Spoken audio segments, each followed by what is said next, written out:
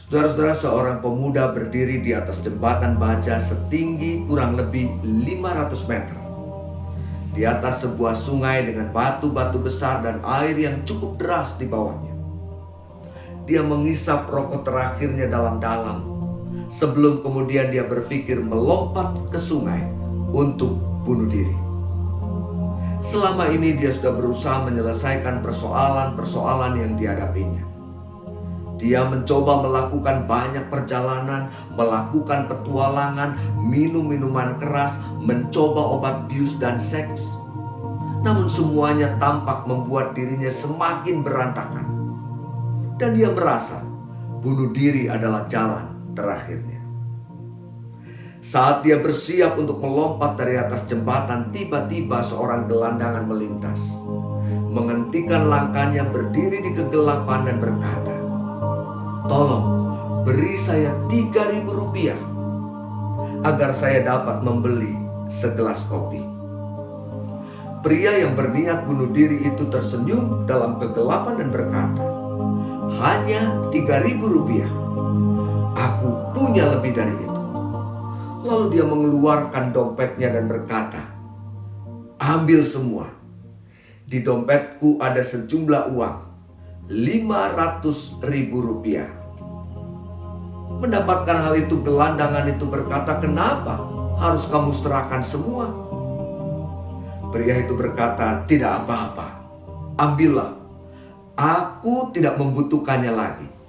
Di sana, katanya, sambil dia mengarahkan pandangannya dan menunjuk dasar sungai, "Di tempat yang akan aku tuju, aku tidak memerlukannya." Mendengar hal itu, sang gelandangan yang masih memegang dompet pria tersebut berkata, "Aku memang seorang gelandangan. Aku bekerja serabutan. Namun aku bukanlah seorang pengecut. Dan aku tidak pernah akan mengambil uang dari seorang pengecut. Bawalah uangmu ke dasar sungai sana." Gelandangan itu melemparkan uangnya ke lantai jembatan dan kemudian berserakan perlahan jatuh ke dasar sungai yang gelap. "Selamat berpisah, pengecut." Gelandangan itu meninggalkan pria tersebut yang diam berdiri mematung. Pria itu menarik nafas dalam-dalam. Tiba-tiba saja ada kekuatan yang menghadirkan semangat baru dalam hidupnya. Dia berusaha mengumpulkan sisa uang yang tertinggal. Dia tiba-tiba merasa ingin memberi. Ya, dia ingin memberi kepada gelandangan yang telah menyebutnya pengecut. Selama ini dia tidak pernah berpikir untuk memberi. Dia hanya menuntut dan terus menuntut. Dia menuntut keluarganya.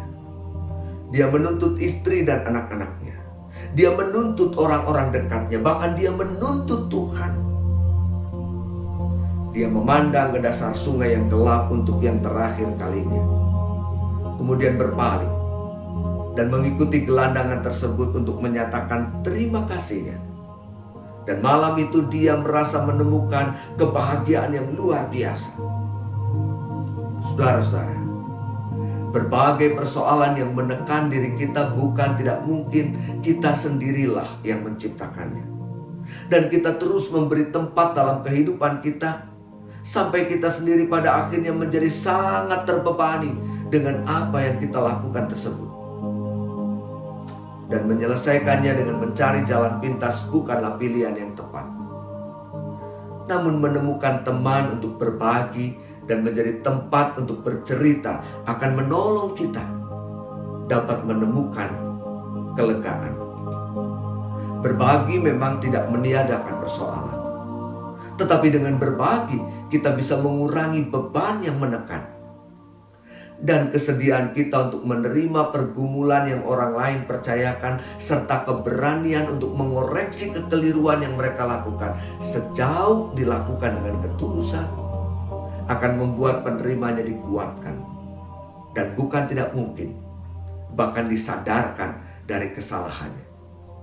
Ketulusan dan kejujuran dari keduanya tidak pernah akan menjadi sia-sia. Firman Tuhan lewat tulisan Paulus kepada jemaat di Roma 15 ayat 1 dan 2 menuliskan, Kita yang kuat wajib menanggung kelemahan orang yang tidak kuat. Dan janganlah kita mencari kesenangan kita sendiri. Setiap orang di antara kita harus mencari kesenangan sesama kita demi kebaikannya untuk membangunnya. Tuhan memberkati setiap kita.